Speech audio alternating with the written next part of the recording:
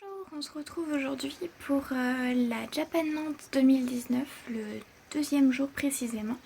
Je suis en Umalu et du coup je vais vous filmer un petit peu le concours cosplay et un petit peu tout. Danse en groupe du Japon.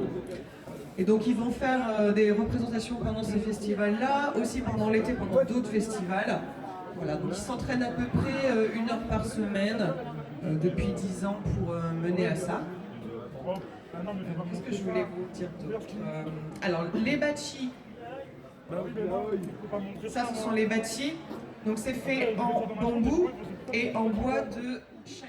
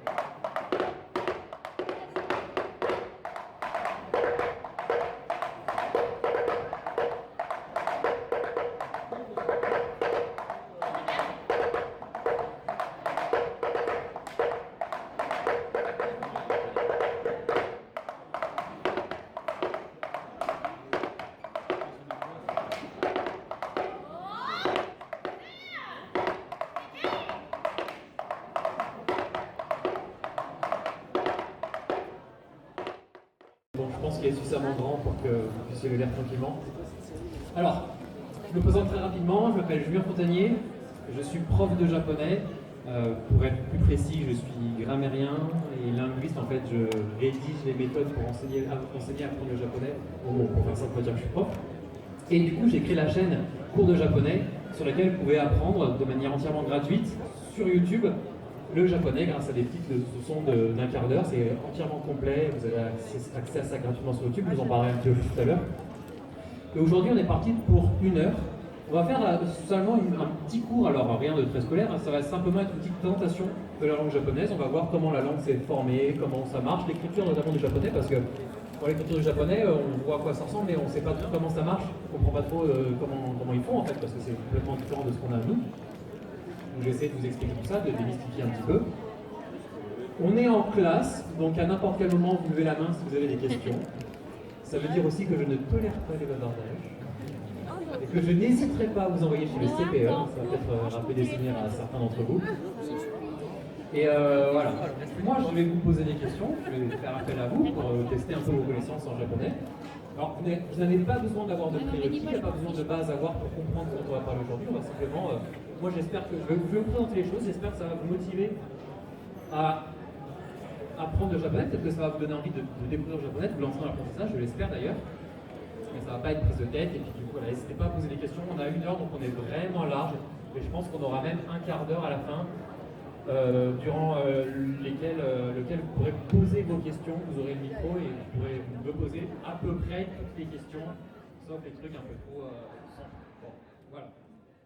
Du coup, on va commencer. Alors, on va commencer avec... Si j'ai des bêtises, tu me dis, hein, d'accord?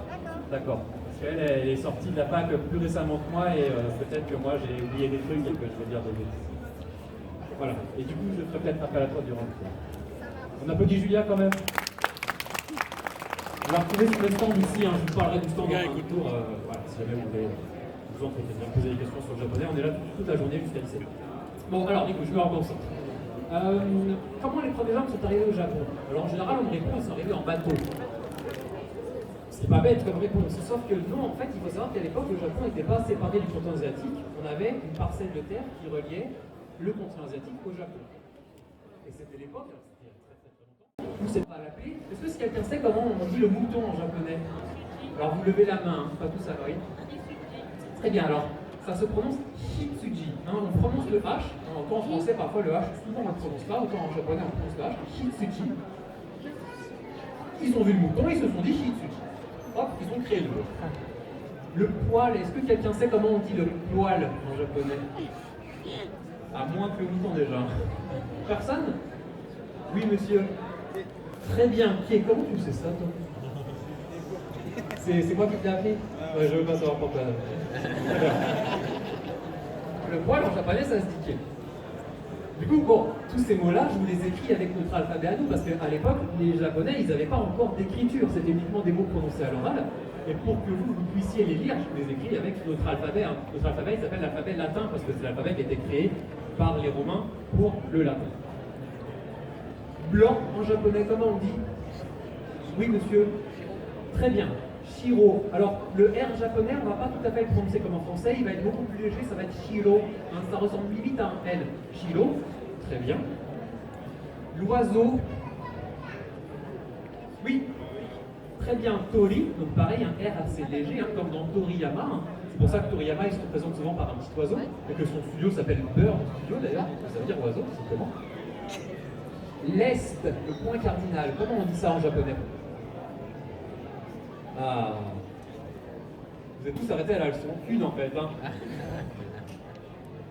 Bon, Julia, comment on dit l'Est en japonais? Comment tu dis l'Est en japonais? Oui, très bien. Higashi, très bien. Avec le H prononcé encore une fois. C'est notre joker, hein, Julia. Et pour finir, la capitale, comment on dit ça en japonais?